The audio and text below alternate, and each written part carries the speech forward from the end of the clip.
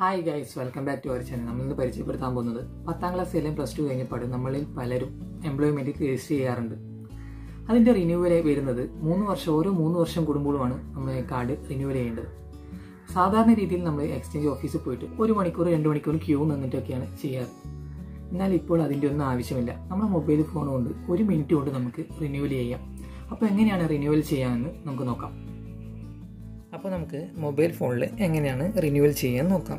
അതിനായിട്ട് നിങ്ങൾ മൊബൈൽ ഫോണിൽ ഏതെങ്കിലും ഒരു ബ്രൗസർ ഓപ്പൺ ചെയ്യുക. ഞാനിവിടെ ക്രോം ബ്രൗസറാണ് ഓപ്പൺ ചെയ്യുന്നത്. അതിനുശേഷം എംപ്ലോയ്മെൻറ്റ് എക്സ്ചേഞ്ച് എന്ന് സെർച്ച് ചെയ്യുക.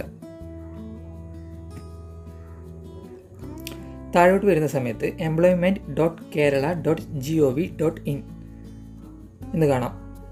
അത് ക്ലിക്ക് ചെയ്യുക. ഡയറക്റ്റ് ലിങ്ക് ഞാൻ ഡിസ്ക്രിപ്ഷനിൽ കൊടുക്കാം.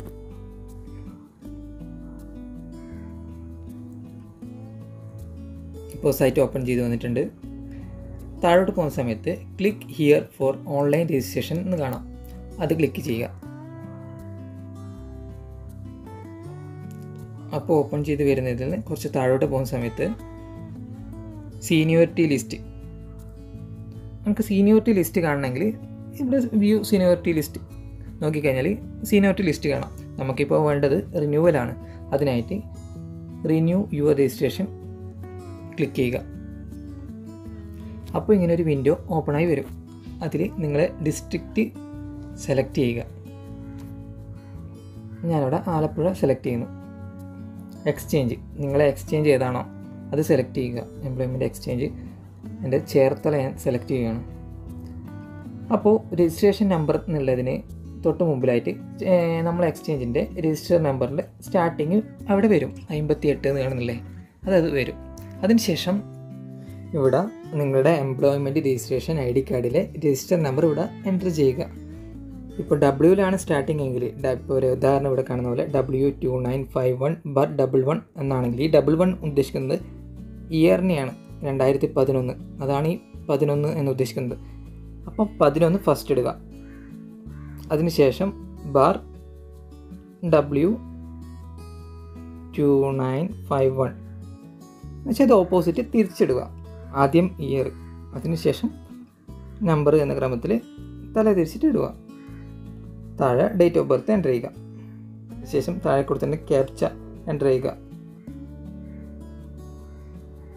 അതിനുശേഷം ഗെറ്റ് ഡീറ്റെയിൽസ് പ്രസ് ചെയ്യുക. അപ്പോൾ താഴെ ഇതുപോലെ നിങ്ങളുടെ രജിസ്ട്രേഷൻ ഡീറ്റെയിൽസ് വരും. അതിന് താഴോട്ട് റിന്യൂ എന്ന് കാണും. അത് പ്രസ് ചെയ്യുക.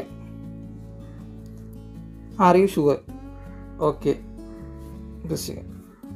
ഓക്കെ, നമ്മളുടെ റിന്യൂ സക്സസ്ഫുൾ ആയിട്ടുണ്ട്. അതിൻ്റെ പ്രിൻ്റ് ഔട്ട് എടുക്കാൻ വേണ്ടിയിട്ട് പ്രിൻ്റ് പ്രസ് ചെയ്യുക.